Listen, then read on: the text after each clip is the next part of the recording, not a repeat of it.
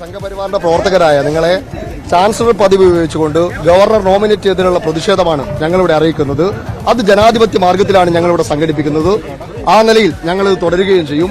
ഒരു തരത്തിലും നിങ്ങൾ ഇങ്ങോട്ട് കയറ്റരുത് എന്നുള്ളതാണ് സംഘടനയുടെ തീരുമാനം. ആ തീരുമാനം ഞങ്ങളിവിടെ നടപ്പിലാക്കുന്ന നിലയാണുള്ളത്. മൊത്തം 18 പേരെ നോമിനേറ്റ് ചെയ്തത്. അതിൽ 2 പേർ VC കൊടുത്ത ലിസ്റ്റിലുള്ള വിദ്യാർത്ഥികളാണ്. ബാക്കിയുള്ള ലീഗുകാരുണ്ട്, കോൺഗ്രസുകാരുണ്ട്. അവരെന്ത് ചെയ്യുന്നു എന്നുള്ള അവർ കേരളത്തോട് മറുപടി പറയട്ടെ. അവരെ ഞങ്ങളിപ്പോ ഗൗനിക്കുന്നില്ല. കാരണം അവർ സംഘപരിവാരത്തിന്റെ എച്ചിൽ നോക്കി ജീവിക്കട്ടെ. പക്ഷെ സംഘപരിവാറുകാരെ ഞങ്ങളുടെ യുദ്ധം കോൺഗ്രസിനോടോ ലീഗിനോടോ അല്ല. അവരെ കൂടെ ഈ സമരത്തിന്റെ കൂടെ കൂട്ടാനാണ് ഞങ്ങൾ ശ്രമിക്കുന്നത്. പക്ഷെ അവർ കൂടുന്നില്ല. സംഘപരിവാറുകാരെ കയറ്റില്ല ഞങ്ങളുടെ തീരുമാനം. ആ തീരുമാനം നടപ്പിലാക്കാൻ വേണ്ടിയുള്ള വലിയ സമരത്തിലാണ് ഞങ്ങൾ. സെനറ്റ് മെമ്പർമാരാണ്. ഗവർണർ നോമിനേറ്റ് ചെയ്തിട്ടുള്ള 18 പേരിൽ ഏതാനും സെനറ്റ് മെമ്പർമാരാണ് ഇപ്പോൾ ഇവിടെ പുറത്ത് നിൽക്കുന്നത്. അപ്പോൾ ഞങ്ങൾ ഗവർണർ നോമിനേറ്റ് ചെയ്തവരാണ് എന്നുള്ളതിൻ്റെ പേരിൽ മാത്രം ഗവർണറോടുള്ള അന്ധമായ രാഷ്ട്രീയ വിരോധം നമ്മൾ കാണുന്നുണ്ടല്ലോ. SFI കാണിക്കുന്ന പേക്കൂത്ത് നമ്മൾ കാണുന്നുണ്ട്. അപ്പോൾ അതിൻ്റെ പേരിൽ മാത്രം അവർ ഇവിടെ ഗേറ്റിൻ്റെ മുന്നിൽ SFIയുടെ നേതാക്കന്മാർ നിന്നിട്ട് ഇവിടെ നിലവിലുള്ള സെനറ്റ് മെമ്പർമാരോട് പോലും നിങ്ങൾ RSS ആണോ എന്ന് പറഞ്ഞിട്ട് അവരെ തടുക്കുകയും അവരതിനകത്ത് കയറാൻ ചെയ്യാൻ്റെ ഫലമായിട്ട് അവരെ തടഞ്ഞു വെക്കുകയും അതുപോലെ രാഷ്ട്രീയം ചോദിച്ചിട്ട് അവരെ ഞങ്ങളിവിടെ പുറത്തു നിർത്തി. ഗവർണർ നോമിനേറ്റ് ചെയ്ത ഒരാളെയും അതിൽ അവരുടെ 2 പേരുണ്ടെന്നുള്ളത് വളരെ പ്രത്യേകമാണ്. അവരിതുവരെ അവരുടെ 2 പേരെ രാജിവെപ്പിച്ചിട്ടില്ല. അപ്പോൾ അവരുടെ 2 പേരടക്കമുള്ള ഗവർണർ നോമിനേറ്റ് ചെയ്ത മുഴുവൻ ആളുകളെയും അവർ ഇവിടെ അവരുടെ ആൾക്കാരകത്ത് കയറിയിട്ടുണ്ടാവും. ബാക്കി എല്ലാവരും ഇവിടെ തടഞ്ഞു നിർത്തിക്കുകയാണ്. അപ്പോൾ അതുകൊണ്ട് ഞങ്ങൾക്ക് സംഘർഷം ഉണ്ടാക്കാനൊന്നും ഞങ്ങൾ ഉദ്ദേശിക്കുന്നില്ല. ഞങ്ങളെല്ലാവരും അധ്യാപകരും ഒക്കെയാണ്. അപ്പോൾ ഞങ്ങൾ സംഘർഷം ഉണ്ടാക്കാനൊന്നും ഉദ്ദേശിക്കുന്നില്ല. ഞങ്ങൾ CI സാറിനോട് റിപ്പോർട്ട് ചെയ്തു. പക്ഷേ ഇതുവരെ പ്രതികരണങ്ങളൊന്നും പോലീസിൻ്റെ ഭാഗത്തുനിന്ന് ഉണ്ടായിട്ടില്ല. നമുക്ക് നോമിനേറ്റ് ചെയ്ത് വിചാരിച്ചിട്ട് നമ്മൾ വേറെ പിടിച്ചുപറിച്ചൊന്നുമില്ലല്ലോ. നമ്മളെ അപേക്ഷ കൊടുത്തു, നമ്മളെ യോഗ്യത അനുസരിച്ച് സെലക്ട് ചെയ്തു, അത്രേ ഉള്ളൂല്ലോ. ഗവർണറുടെ നോമിനി ആയതാണ് പ്രശ്നം. ഞങ്ങളിപ്പോൾ ആരോടും വാദപ്രതിവാദത്തിനോ സംഘടനത്തിനോ ഒന്നും പോണില്ല. നമുക്ക് കഴിയില്ല, നമ്മളെ ആരോഗ്യമില്ല. കാഴ്ചയില്ലാത്ത ഒരാൾക്ക് എന്ത് ചെയ്യാൻ കഴിയും? ഗവർണർ കാലിക്കറ്റ് യൂണിവേഴ്സിറ്റിയിലെ ചാൻസലറാണ്. അപ്പോൾ ചാൻസലർ അദ്ദേഹത്തിന് വിവിധ മേഖലകളിലെ പ്രമുഖരെ, അത് നമുക്കറിയാം, കേരളത്തിലെ ഉന്നത വിദ്യാഭ്യാസ രംഗം ഇപ്പോ മുരടിച്ചു നിൽക്കുന്ന ഒരു സ്ഥിതിയുണ്ട്. അതിനൊരു മാറ്റം വരുത്താൻ വേണ്ടി ആത്മാർത്ഥമായി ശ്രമിക്കുന്ന ഒരു ഗവർണറായിട്ടാണ് ഇപ്പോഴത്തെ ചാൻസലറെ നമുക്ക് അനുഭവപ്പെടുന്നത്. അപ്പം പതിവ് രീതി എന്ന് പറഞ്ഞിട്ടുണ്ടെങ്കിൽ ഞാൻ മനസ്സിലാക്കുന്നത് എവിടെ നിന്നോ വരുന്ന ശുപാർശകൾ അംഗീകരിക്കപ്പെടാറാണ്.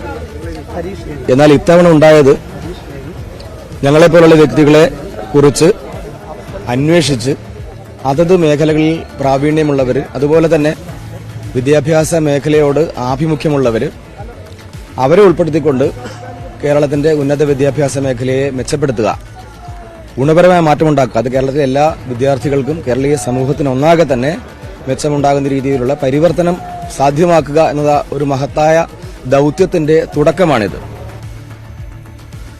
SFI പ്രവർത്തകരെ അറസ്റ്റ് ചെയ്ത് നീക്കാനുള്ള ശ്രമത്തിലാണ് പോലീസ്. വ്യക്തിപരമായ വിരോധമല്ല, ഗവർണറുടെ രാഷ്ട്രീയ തീരുമാനം ആയതിനാൽ കയറ്റിവിടാനാവില്ല എന്നായിരുന്നു SFIയുടെ നിലപാട്.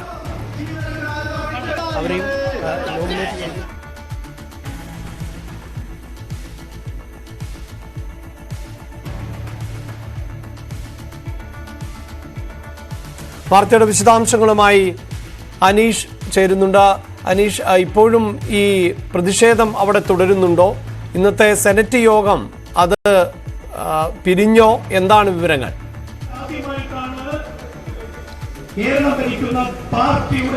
സെനറ്റ് യോഗം അവസാനിച്ചു കഴിഞ്ഞിരിക്കുന്നു. പ്രതിഷേധക്കാരെ ഏതാണ്ട് പൂർണ്ണമായി അറസ്റ്റ് ചെയ്ത സ്ഥലത്തു നിന്നും നീക്കിയപ്പോൾ തന്നെ സെനറ്റ് യോഗം അവസാനിച്ച ശേഷം സെനറ്റ് അംഗങ്ങൾ താഴേക്ക് വരികയും ചെയ്തു. അതുകൊണ്ട് ഈ SFIക്കാരുടെ പ്രതിഷേധത്തെ തുടർന്ന് കയറാനാവാതെ മാറി നിന്ന ആളുകൾക്ക്, ഏതാണ്ട് 6 സെനറ്റ് അംഗങ്ങൾക്ക് ഇന്നത്തെ യോഗത്തിൽ പങ്കെടുക്കാൻ കഴിഞ്ഞില്ല എന്നതാണ്. പോലീസിന്റെ ഭാഗത്തു നിന്നും ഗുരുതരമായ വീഴ്ച ഇക്കാര്യത്തിൽ ഉണ്ടായി എന്നാണ് കയറാൻ കഴിയാതെ SFIക്കാർ RSS അനുകൂലികളായ സെനറ്റ് അംഗങ്ങൾ എന്ന് ആരോപിക്കുന്നവർ പറഞ്ഞു പറഞ്ഞിരിക്കുന്നത്. കാരണം പോലീസ് നടപടി കുറച്ചുകൂടി നേരത്തെ ആരംഭിച്ചാൽ പ്രവർത്തകരെ അറസ്റ്റ് ചെയ്ത് നീക്കിയിരുന്നെങ്കിൽ തങ്ങൾക്ക് ആ സെനറ്റ് യോഗത്തിലേക്ക് കടന്നുപോകാൻ കഴിയുമായിരുന്നു എന്നാണ് അവർ പറയുന്നത്. പക്ഷേ പോലീസ് ഏതാണ്ട് 10:45 ഇത്തരത്തിൽ ഈ SFI പ്രവർത്തകരെ പൂർണ്ണമായി നീക്കം ചെയ്ത് വഴി സുഗമമാക്കിയത്. അപ്പോഴേക്കും ആ സെനറ്റ് യോഗം അവസാനിക്കുകയും ചെയ്തു.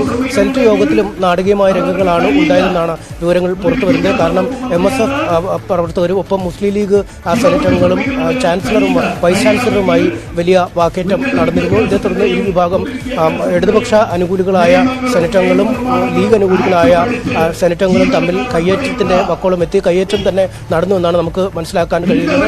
അജണ്ടയിലെ വിഷയങ്ങൾ കാര്യമായ ചർച്ചയില്ലാതെ പാസ്സാക്കുന്നുവെന്ന ആരോപണമാണ് ലീഗ് അംഗങ്ങൾ മുന്നോട്ട് വയ്ക്കുന്നത്. വിദ്യാർത്ഥികളുമായി ബന്ധപ്പെടുന്ന വിഷയങ്ങളെക്കുറിച്ചുള്ള സമഗ്രമായ ചർച്ച നടത്തി മാത്രമേ ഈ സെനറ്റിൽ പാസ്സാക്കാൻ കഴിയുകയുള്ളൂ എന്ന നിലപാട് അവർ സ്വീകരിച്ചു എന്നാണ് വ്യക്തമാക്കുന്നത്. എന്നാൽ ഇതിന് അനുവദിക്കാതെ വളരെ തിടുക്കപ്പെട്ട് അജണ്ട പാസ്സാക്കി മുന്നോട്ട് പോകുന്ന ഒരു നടപടിക്രമമാണ് ഉണ്ടായത്. അതുകൊണ്ട് തന്നെ ഇക്കാര്യങ്ങൾ അംഗീകരിക്കാനാവില്ല എന്ന് ചൂണ്ടിക്കാട്ടി MSFന്റെ പ്രവർത്തകരായ സെനറ്റ് അംഗങ്ങൾ ഡയസിന് സമീപമെത്തി വൈസ് ചാൻസലറെ കയ്യേറ്റം ചെയ്യാൻ ശ്രമിച്ചു എന്നാണ് ഇടത് അനുകൂലികൾ ആരോപിക്കുന്നത്. ഇതേ തുടർന്ന് ഇടത് അംഗങ്ങളും മുദ്രാവാക്യ വിളികളുമായി രംഗത്തെത്തി. തുടർന്ന് ഇരുകൂട്ടരും തമ്മിൽ കയ്യാങ്കളിയിലേക്ക് കാര്യങ്ങൾ കടക്കുകയായിരുന്നു എന്നാണ് മനസ്സിലാക്കാൻ സാധിക്കുന്നത്. എന്തായാലും സെനറ്റ് അംഗങ്ങൾ വളരെ പെട്ടെന്ന് നടപടിക്രമങ്ങൾ പൂർത്തിയാക്കി പിരിയുകയായിരുന്നു. എന്തായാലും 40 മിനിറ്റിനുള്ളിൽ സെനറ്റ് യോഗം അവസാനിച്ചതുകൊണ്ട് തന്നെ പോലീസ് നടപടിക്രമങ്ങൾ പൂർത്തിയാക്കി പ്രവർത്തകരെ അറസ്റ്റ് ചെയ്ത് നീക്കിയെങ്കിലും ഈ സെനറ്റ് അംഗങ്ങൾക്ക് ഗവർണർ നാമനിർദ്ദേശം ചെയ്ത ഈ 6 പേർക്ക് സെനറ്റ് യോഗത്തിലേക്ക് പ്രവേശിക്കാൻ കഴിഞ്ഞുമില്ല.